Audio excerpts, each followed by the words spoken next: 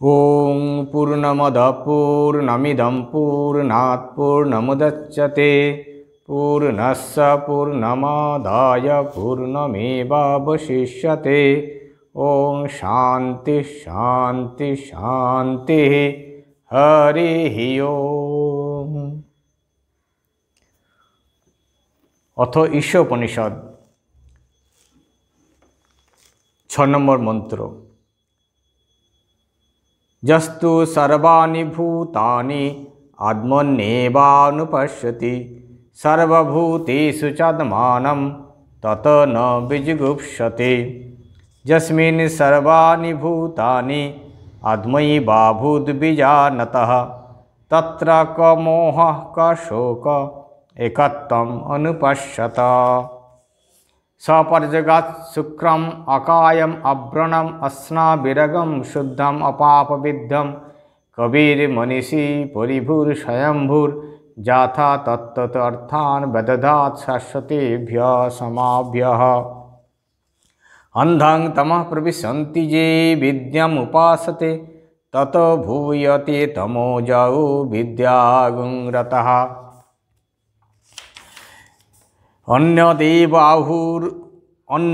अन्नदेवाहुर्विद्यया अन्नदाहुरविद्यया इति शुश्रमधीराणां येनस्तद्विचक्षुरे। विद्यां च यस्तद्वेदो भयंशः अविद्यया मृत्युं तीर्त्वा विद्यया मृतमश्नुते।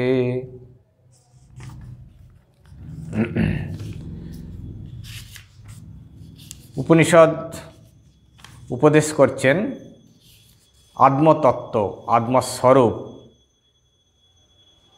आगेर मंत्रे 5 नम्बर मंत्रे बला हয়েছে तदेजति तन्नय ज्योति तद्दूरे तद्मन्तिके तदन्तरस्य सर्वस्य तदु सर्वशास्य बाह्यतः। যে आत्मा তার स्वरूप, तो সেই आत्मा কীরকম না তিনি चलें आबार चलें ना, तिनी दूरे आबार निकटे, तिनी अंतरे आबार बाइरे। এই হলো आत्मार स्वरूप, अर्थात तिनी सर्वव्यापी। तिनी सर्वव्यापी हয়ে রয়েছেন। সেই आत्मार स्वरूप कथन उपनिषदे এই उपनिषद मुखे मानुषके तुले धरছেন যে সেই आत्मा तार स्वरूप की, से आत्मा कोथाय थाकेन। कारण आत्मा स्वरूप के मुखे बला जाए ना। ठाकुर जेमन बोलছেন ब्रह्म उच्छिष्ट हय ना। ब्रह्म जे की वस्तु ताके मुखे बला जाए ना, केवल तार आभास। यथार्थ रूपे ताके बला जाए ना ब्रह्म बा भगवान बा आत्मा। एई रकम बोझे प्राण बोझे जार, किछुटा आभास देया जाए, उपमार द्वारा आभास देया जाए। ताई बला है आत्मा हलो आकाशेर मतन सर्वव्यापी। जेमन आकाश समस्त जगते व्याप्त हয়ে রয়েছেন, सर्वत्र से आकाशेर परिव्याप्त। सेरकमई किछुटा उपमार द्वारा এই ब्रह्मके आत्माके तुलना करा है सर्वव्यापी से आकाशेर मतन। उपनिषद ताई बोलছেন यस्तु सर्वाणि भूतानि आत्मनि एव अनुपश्यति सर्वभूतेषु चात्मानं न विजुगुप्सते। যখন কেউ কোনো সাধক সমস্ত ভূতের মধ্যে এই আত্মাকে দর্শন করে এবং সমস্ত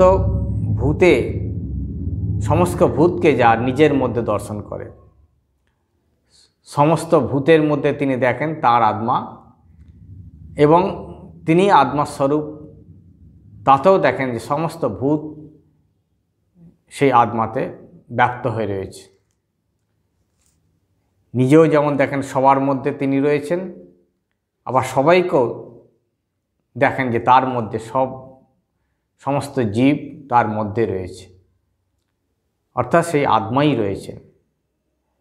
তাই বলছেন यस्मिन् सर्वाणि भूतानि आत्मैव एव अभूत बीजानतः तत्र क मोह क शोक एकत्वम् अनुपश्यत।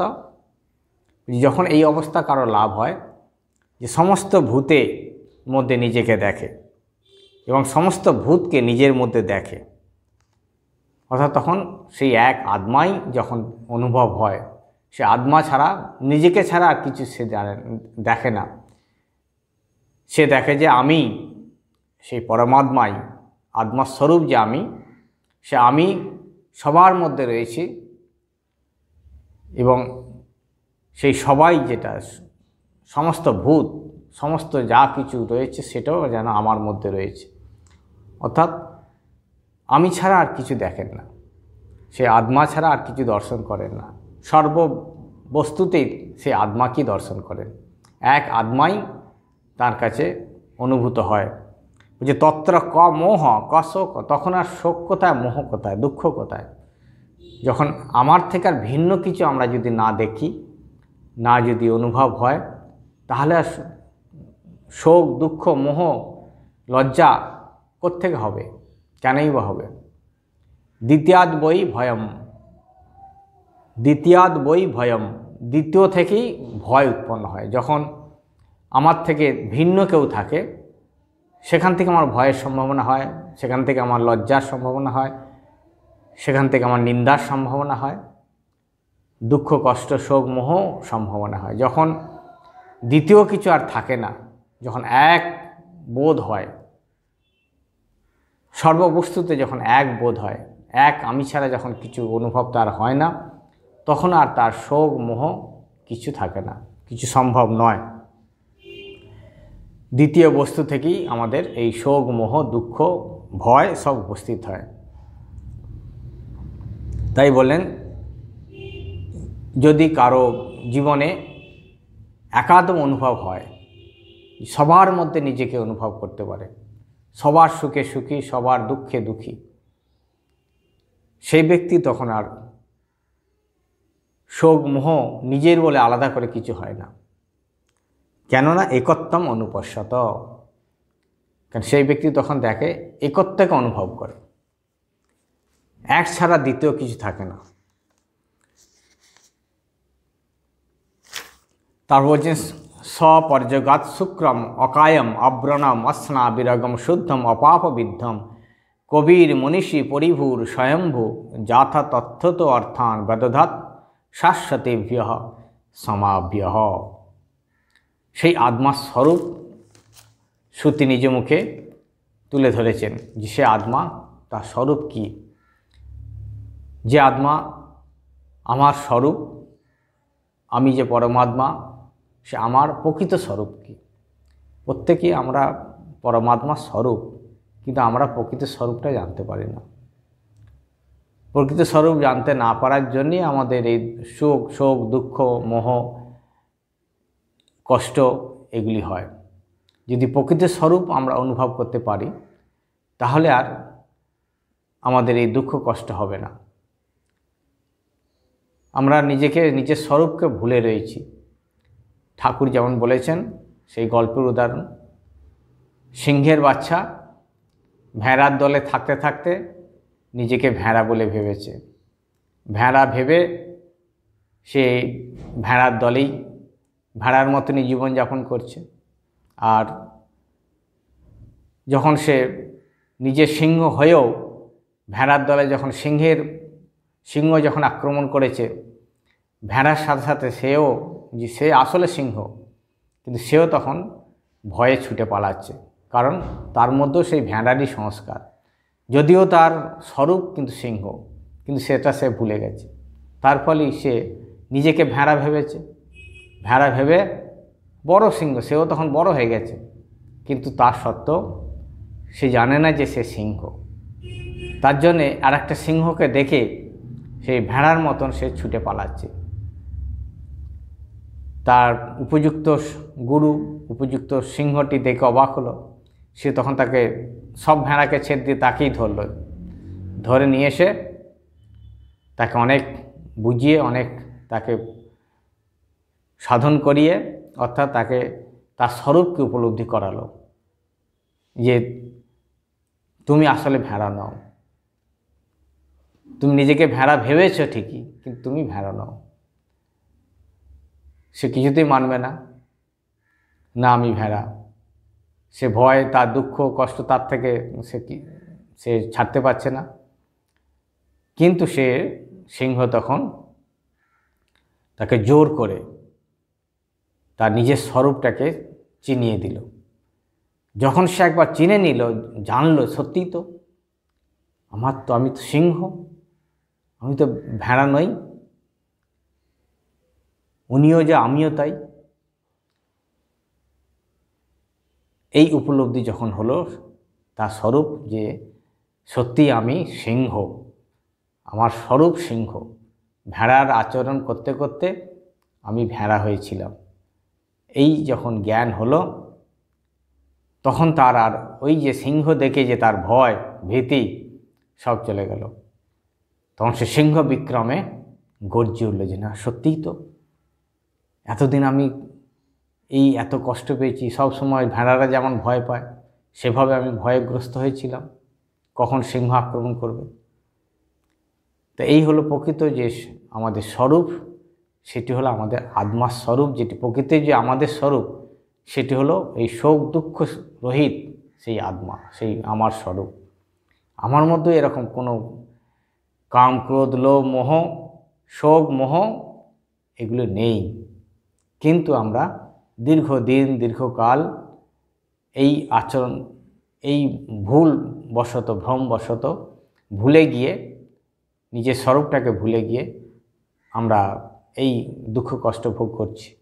যখন গুরু সত্যি সত্যি এই গুরু হলো আমাদের জাগতিক গুরু এবং আধ্যাত্মিক গুরু, শাস্ত্র ইষ্ট এরা হলেন আধ্যাত্মিক গুরু। এদের কৃপায় যখন আমরা কোনোভাবে এই স্বরূপটাকে উপলব্ধি করতে পারবো, তখন দেখব যে সত্যিই আমার যে স্বরূপ এগুলি থেকে সম্পূর্ণ ভিন্ন। সেখানে কোনো দুঃখ নেই, কষ্ট নেই, কেবল সচ্চিদানন্দ স্বরূপ, শুধু আনন্দ স্বরূপ।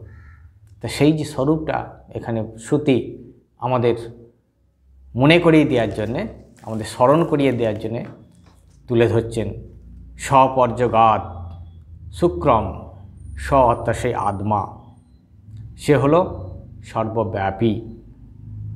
আর শুক্রম অর্থাৎ শুদ্ধম, তার মধ্যে কোনো অশুদ্ধতা নেই, কোনো মলিনতা নেই।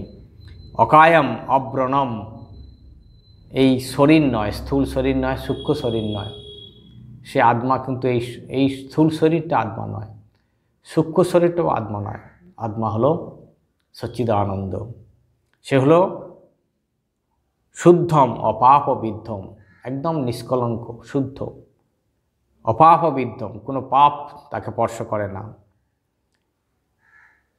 কবিভি মনীষী পরিভূর, এই যারা তত্ত্বদর্শী, যারা মনীষী, তারা এটিকে উপলব্ধি করেছে, যারা জেনেছে তারা এই কথা বলে, যারা তার স্বরূপকে জেনেছেন তারা এই আত্মার কথা আভাস দিয়ে গেছেন, আভাস দিতে পারেন, সবাই পারে না। তাই যারা আত্মদর্শী, আত্মজ্ঞানী, ব্রহ্মজ্ঞ, যারা উপলব্ধি করেছে আত্মাকে, তারাই সেই আত্মার স্বরূপ আভাস দিতে পারেন। যে ঠাকুর বলছে যে কাশী গেছে সে কাশীর সম্বন্ধে অনেক কিছু বলতে পারে, আর যে কাশী দর্শন করেনি তার কাছ থেকে কাশীর মাহাত্ম্য, কাশীর তত্ত্ব কথা বা কাশীর ব্যাখ্যা যথার্থ হয় না। আভাস দিতে পারে কিন্তু যথার্থ রূপে বলতে পারে না। আর কিনা স্বয়ম্ভু, তিনি হলেন স্বয়ম্ভু, এই আত্মা ঈশ্বর, তিনি সৃষ্টি হন না, তিনি নিজে নিজেই সৃষ্টি হন, তিনি কারো দ্বারা, তিনি অর্থাৎ তাঁর কোনো কারণ নেই। এই জগৎটা হলো কার্য, তাঁর কারণ হলো ঈশ্বর, কিন্তু ঈশ্বরের কোনো কারণ নেই, কারণ তিনি হলেন স্বয়ম্ভু। তাকে কেউ তৈরি করে না বা তিনি কারো কাছ থেকে উৎপন্ন হয় না, তিনি নিজে নিজেই ইচ্ছা মাত্র স্বাধীন। আর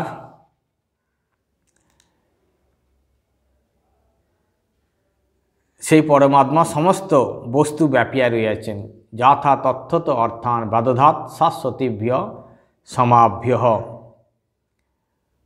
আর তিনি এই জগৎকে পরিচালনা করছেন। জগতের যা কিছু এই নিয়ন্তা যারা করছে, সে নিয়ন্তারও তিনি হলেন নিয়ন্তা। তাই তিনি হলেন সর্বব্যাপী এবং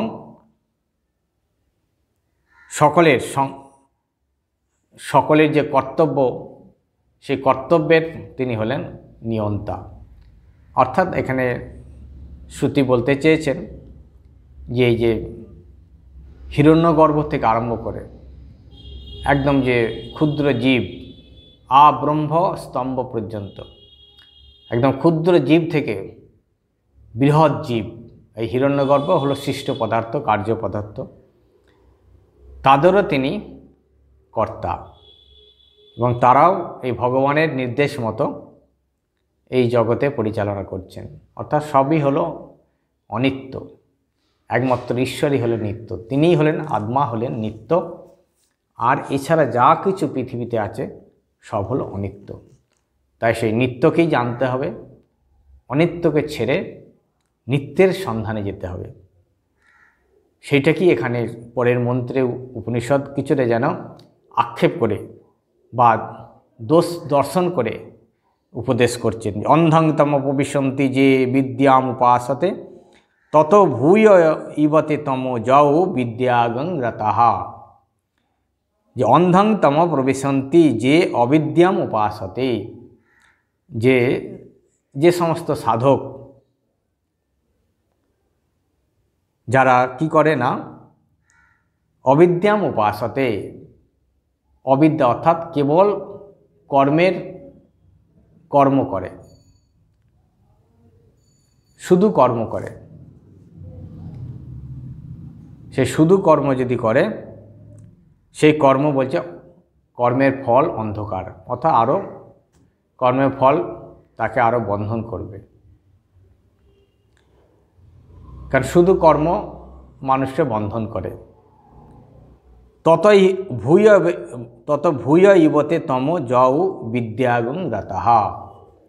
আবার তার থেকেও আরও অন্ধকারে প্রবেশ করবে কারা না, যারা বিদ্যায়াম রতাহা। বিদ্যা মানে উপাসনা, অর্থাৎ যারা শুধু কর্ম করবে তারা অন্ধকারে প্রবেশ করবে, মানে তাদের আরও বন্ধন হবে। এবং যারা উপাসনা করবে, শুধু উপাসনা, কর্ম না করে শুধু উপাসনা, তারা আরও, এটা কি দুটোকেই নিন্দাচ্ছলে শ্রুতি জানাচ্ছে যে কেবল কর্ম আর কেবল উপাসনা আমাদের জীবনের লক্ষ্য নয়, জীবনের উদ্দেশ্য সফল হবে না যদি কেউ শুধু কর্ম করে যাচ্ছে উপাসনা ছাড়া। উপাসনা মানে চিন্তা রহিত হয়ে, আমরা যন্ত্রের মতন যদি কর্ম করি, আমি কর্ম করছি কিন্তু কোনো তার চিন্তা ভাবনা নেই যে কার কর্ম করছি, কেন করছি, এই বোধ যাদের নেই, সেই কর্ম আমাদের দুঃখদায়ক, ফল দুঃখ। আবার যদি কেউ কোনো কর্ম করছে না, এই যে বাহ্যিক কর্ম না করে কেবল মনে মনে ওই উপাসনা করছে, অর্থাৎ তার মনে মনে শারীরিক কোনো কর্ম না করে কেবল মনের চিন্তার দ্বারা দেবতাদেরই হোক যারই হোক উপাসনা করছে, হয়তো দেবদেবীর মন্ত্র জপ করছে কিন্তু কোনো কর্ম করছে না, ওই মন্ত্র জপে আরও অধোগতি লাভ হবে। কারণ সে কুড়েমি করে কর্ম না করে শুধু ওইটাই হলো নিজেকে ফাঁকি দেওয়া, কুড়েমি বশত শারীরিক কোনো কর্ম না করে বলে আমি মনে মনে ধ্যান করছি, মনে মনে চিন্তা করছি। কায় মনোবাক্যে যদি না হয় সেই কর্মের ফল শুভ হয় না। কায়, মন, বাক্য, এই তিনটি দ্বারা যখন আমরা কোনো কিছু কর্ম করব সেটারই যথার্থ ফল হবে। কায় অর্থাৎ শারীরিকভাবে এই হাত ইন্দ্রিয়, আমাদের যে বাহ্যিক ইন্দ্রিয়াদি রয়েছে, হাত পা, হাত দিয়ে তার সেবা করব, পায়ের দ্বারা তার স্থানে গমনাগমন করব, তার তীর্থা দিতে যাব, দেবালয়ে যাব, আর মন হলো চিন্তা, তাকে দিয়ে তার গুণ, তার সম্বন্ধে চিন্তা, এটি হলো উপাসনা।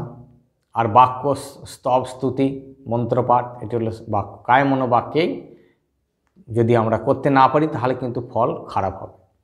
সেটারই জন্যেই উৎকৃষ্ট ফল যাতে পাই তার জন্যে শ্রুতি এখানে এই এইগুলিকে কেবল কর্ম, কেবল উপাসনাকে নিন্দা রূপে দেখানো হচ্ছে, যে শুধু কর্ম ফল ভালো নয় এবং শুধু উপাসনার ফলও ভালো নয়।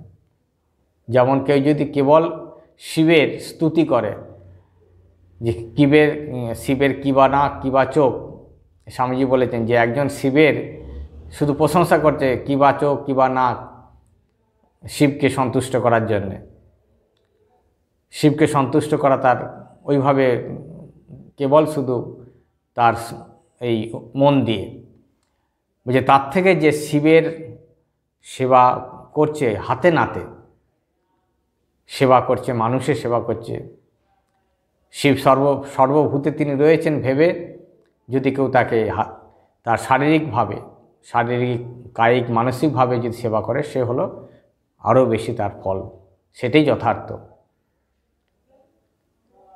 তাই এখানে শ্রুতি এইভাবে বলল যে শুধু কর্ম করবে তারও ফল খারাপ, আর কেবল শুধু যে উপাসনা করবে সেটারও ফল আরও খারাপ।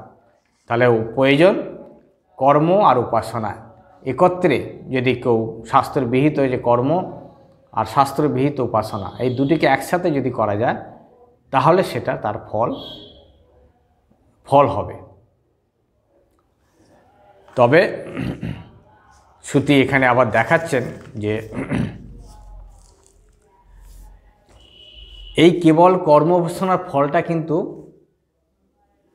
যথার্থ ফল নয়। এই কর্ম উপাসনার ফলটা হলো জাগতিক ফল, জগতের মধ্যে, কিন্তু ঈশ্বরকে পেতে গেলে কর্ম উপাসনার দ্বারা হবে না। কর্ম উপাসনার দ্বারা আমরা চিত্তশুদ্ধি করতে পারি, কিন্তু ঈশ্বরকে পেতে গেলে এই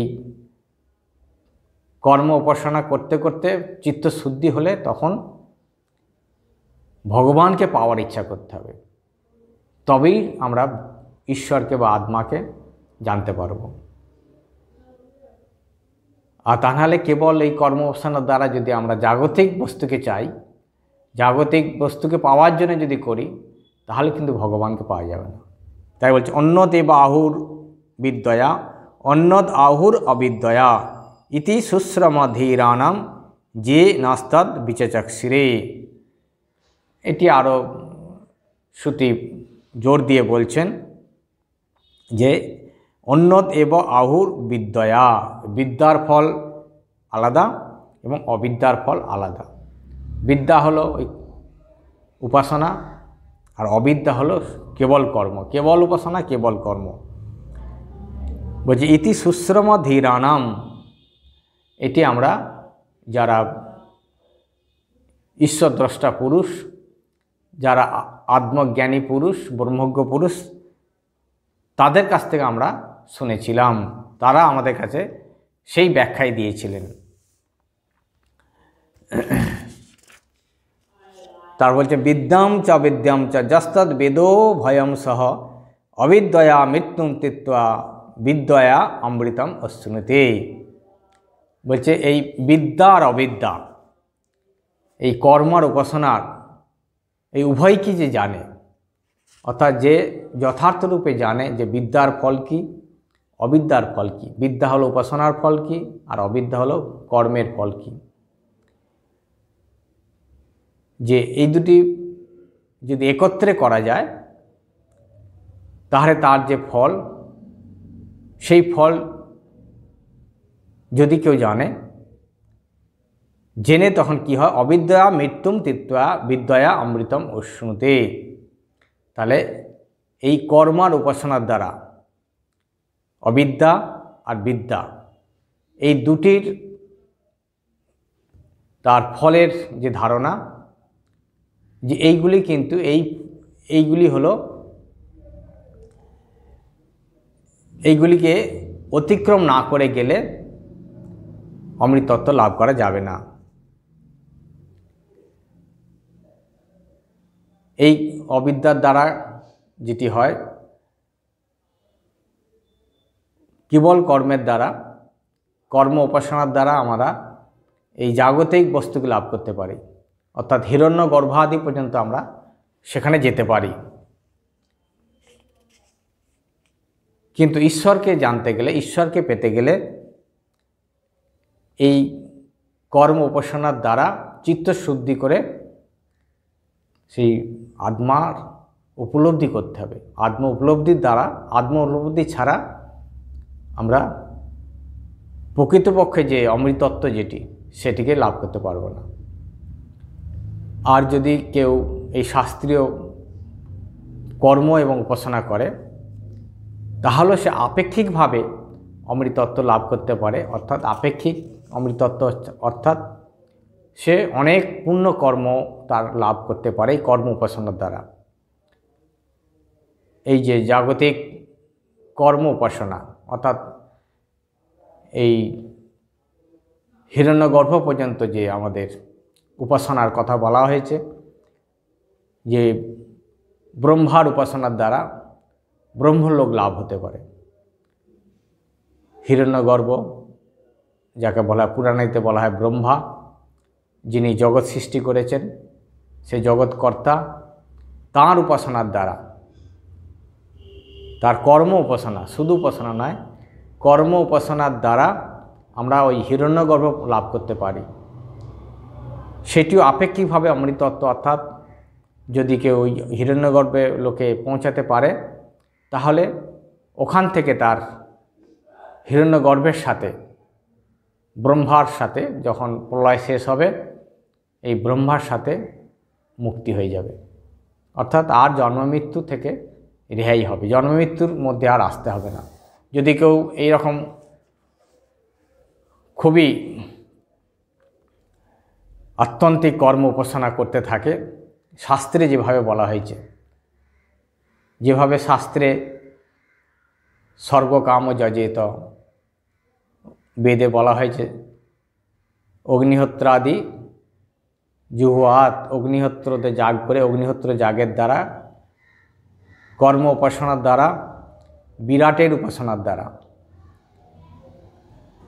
বিরাট স্থূল রূপে, এই হিরণ্যগর্ভ যখন স্থূল রূপ, তাকে বলা হয় বিরাট, আর সূক্ষ্ম রূপে হলো হিরণ্যগর্ভ। তা যে কেউ এই বিরাট রূপ হিরণ্যগর্ভ অথবা সূক্ষ্মরূপ হিরণ্যগর্ভের উপাসনা যদি কেউ করে, অর্থাৎ হিরণ্যগর্ভকে, ব্রহ্মাকে পাওয়ার যদি ইচ্ছা করে, কঠোর তপস্যা করে, তাহলে সে হিরণ্যগর্ভ লোকে যেতে পারে।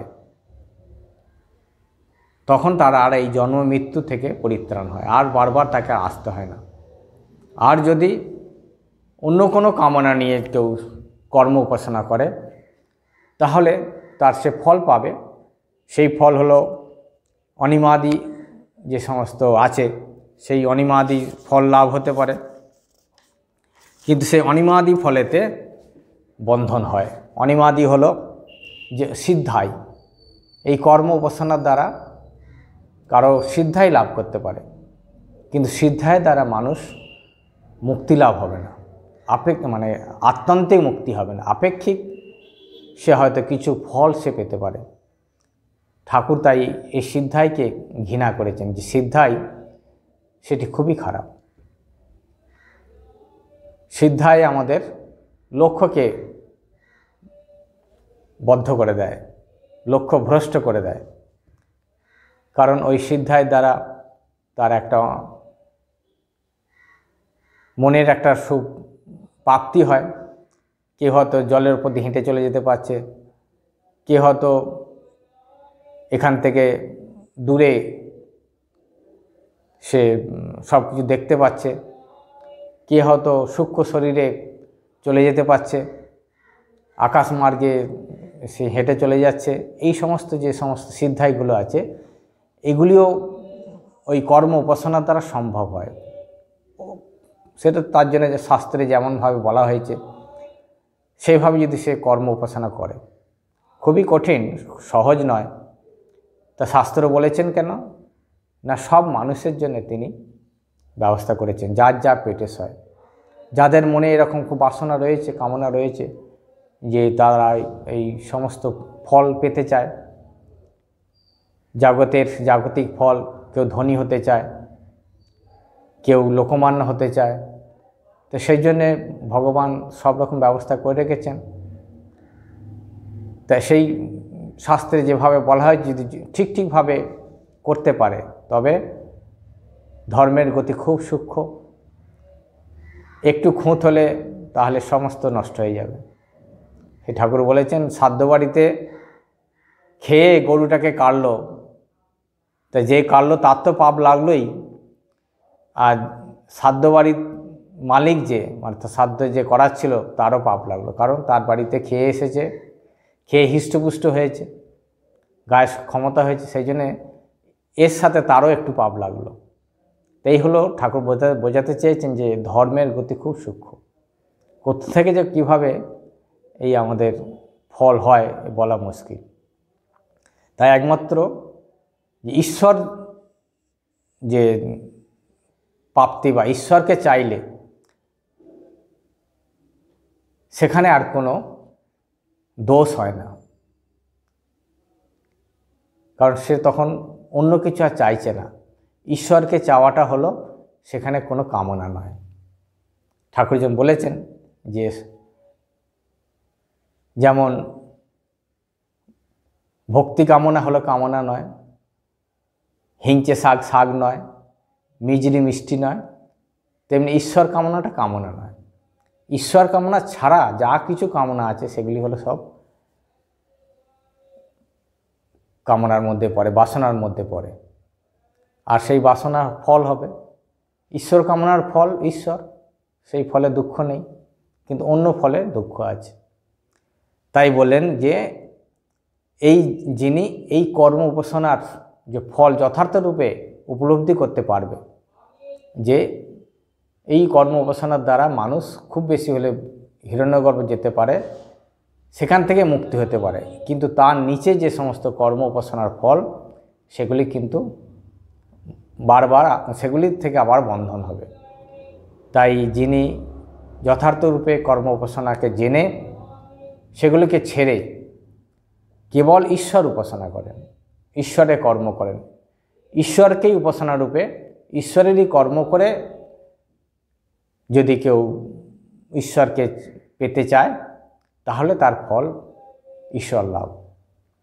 তাই আমাদের জীবনে যদি আমরা যাই কিছু করি না কেন, ঈশ্বরকে নিয়ে, ঈশ্বর ছাড়া যেন অন্য কিছু না চাই।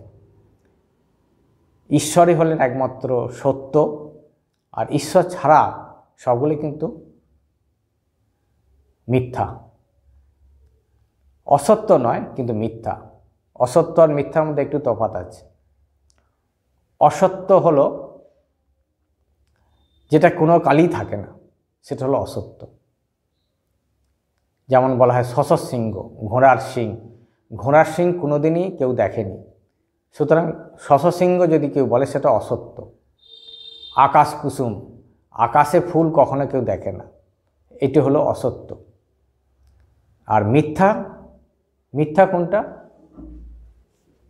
মিথ্যা হলো সে পারমার্থিক রূপে সত্য নয়, কিন্তু জাগতিক প্রাতিভাসিক রূপে সেটি সত্য। যতক্ষণ আমি দেখছি ততক্ষণ সেটি সত্য, কিন্তু পারমার্থিক সত্য না, সেটাকে বলা হয় মিথ্যা। যেমন আমি এই দূরেতে মরীচিকাতে জল দেখছি, যে এখন যতক্ষণ আমি দেখছি জল, সেটি কিন্তু সত্য, কিন্তু যখন আমি মরীচিকা যেটা যথার্থ আমি যখন গিয়ে দেখলাম সেটি ভ্রম হয়েছিল, জল নয়, তখন সেটি হলো মিথ্যা। তাই এটিকে অসত্য বলা চলে না, কারণ আমি দেখছি তো সেটা জল, কিন্তু পারমার্থিক রূপে তার কোনো অস্তিত্ব নেই, সেই জন্য সেটা মিথ্যা। যেমন আমরা স্বপ্ন দেখি, স্বপ্নটা কিন্তু মিথ্যা, কিন্তু অসত্য নয়, কারণ যখন আমি স্বপ্ন দেখছি সেটাকে আমি অস্বীকার করতে পারবো না যে সেটি মিথ্যা, সেটি অসত্য। আমি চক্ষু দেখছি, আমি সম্পূর্ণরূপে আমি দেখছি। আমি কোথাও গেছি, দেবালয়ে গেছি, মন্দিরে ঠাকুরকে দেখছি, যতক্ষণ দেখছি ততক্ষণ সত্যি। কিন্তু যখন ঘুম ভাঙলো তখন আর সেটি নেই। বাঘ এসেছে ঘুমের ঘরে, স্বপ্নে দেখছি বাঘ এসে আমাকে তাড়া করছে, তখন ভয়ে ঘাম হচ্ছে, তখন আমি মিথ্যা বা অসত্য সেটা ভাবছি না। যখন ঘুমটা ভাঙলো তখন আরে এটা তো সত্য নয়, কোথাও আমি তো ঘরেই, দরজা বন্ধ, আমি ঘরে আছি, কত বাঘ কোথায়। তাই এটি হলো, তখন হলো মিথ্যা। যথার্থরূপে যখন তার অস্তিত্ব নেই বলে মনে হলো তখন সেটা মিথ্যা প্রতিপন্ন হলো। তাই এটি কিন্তু অসত্য নয়, মিথ্যা। তাই এই যতক্ষণ আমরা এই জগতে রয়েছি, জগতে এই হিরণ্যগর্ভ দেবতা, বিভিন্ন রকম দেবতা, বিভিন্ন রকম উপাসনা, কালী কৃষ্ণ, এই ছোট ছোট যে সমস্ত দেবতা, ইন্দ্র বরুণ, এরাও সব সত্য। যতক্ষণ আমার কাছে জগৎ রয়েছে ততক্ষণ সত্য, কিন্তু পারমার্থিক রূপে এরা মিথ্যা, কারণ এরা অনিত্য, যথা সত্য নয়। ঈশ্বর জ্ঞান হলে বা ঈশ্বরের ইচ্ছা এগুলি তখন উপলব্ধি হয় যে এগুলি সব মিথ্যা। কিন্তু যতক্ষণ এই আমরা মিথ্যা বলে না জানছি ততক্ষণ সত্য। তাই এটা অসত্যও বলা চলে না। সত্য হলো ঈশ্বর, আর বাকিটা হলো সব মিথ্যা, যেটা আমি দেখছি চোখের সামনে, উপলব্ধি করছি, এগুলো সত্যও নয় আবার অসত্যও নয়। ততক্ষণই সত্য, যতক্ষণ আমি তাকে সত্য বলে ভাবছি, যখন দেখব যেটি মিথ্যা তখন এটা সত্য থাকবে না। কিন্তু ঈশ্বর হলেন ত্রিকালই, তিন কালই সত্য। ঈশ্বরের কোনো পারমার্থিক, পাতিভাসিক, জাগতিক বলে কিছু সত্য মিথ্যা নেই। তিনি সবসময় একরূপ, সত্যই। ঈশ্বর কখনো মিথ্যা হয় না, অসত্য হয় না। আমরা পরের দিনে আবার পরের মন্ত্রগুলি আলোচনা করব। ওম শান্তি শান্তি শান্তি। হরি ওম তৎসৎ। শ্রীরামকৃষ্ণার্পণমস্তু।